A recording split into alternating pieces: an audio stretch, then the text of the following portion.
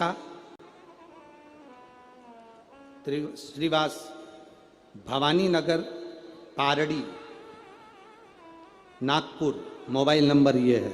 कहीं बैठी हैं? आप ही हैं? हाथ हिलाइए एक बार। गुरुदेव, लिया बच्चे को, लिया लिया। गुरुदेव, शादी 2014 में हुई थी। शादी के बाद कोई संतान का सुख नहीं हुआ। टेस्ट भी करवाया तो भी बच्चा नहीं हुआ।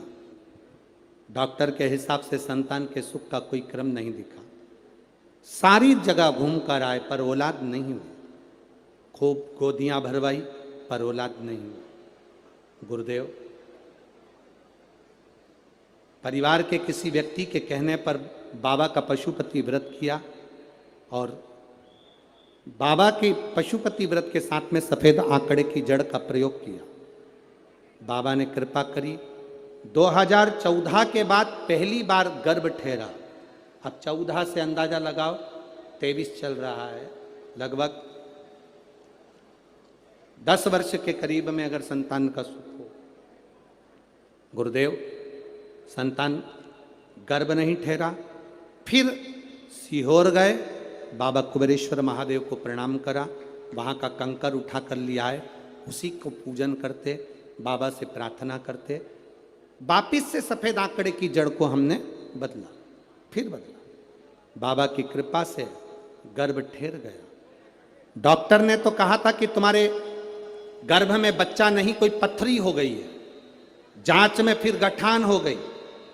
गठान से जांच करते करते डॉक्टर ने कहा कि तुम्हारे गर्भ में बच्चा है पर यह पूर्ण तरह से स्वस्थ नहीं है। इस बच्चे को गिरा देना चाहिए, इस बच्चे को निकाल देना चाहिए। यह बच्चा ठीक नहीं है, यह बच्चा श्रेष्ठ नहीं है।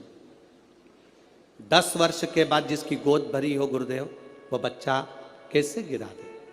हमने भी बाबा से प्रार्थना करी और बाबा से प्रार्थना कर कर आपने शमी पत्र का वर्णन किया था।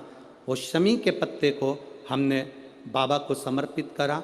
वही पत्ता हमारी धर्म पत्नी के पास में रहा और बाबा की कृपा से जो संतान हुई, डॉक्टर ने कहा यह बच्चा पूरी तरह से स्वस्थ है, इस बच्चे में कोई खराबी नहीं, यह बच्चा पूर्ण तरह से स्वस्थ है, इस बच्चे में कोई तकलीफ नहीं। 10 साल के बाद औलाद हुई है गुरुदेव, और 10 साल के बाद 2014 में संतान का विवाह हुआ था। उसके बाद से संतान सुख नहीं था। ये शिष्य कृपा, उदारता, उसकी करुणा, उसकी दया होती है।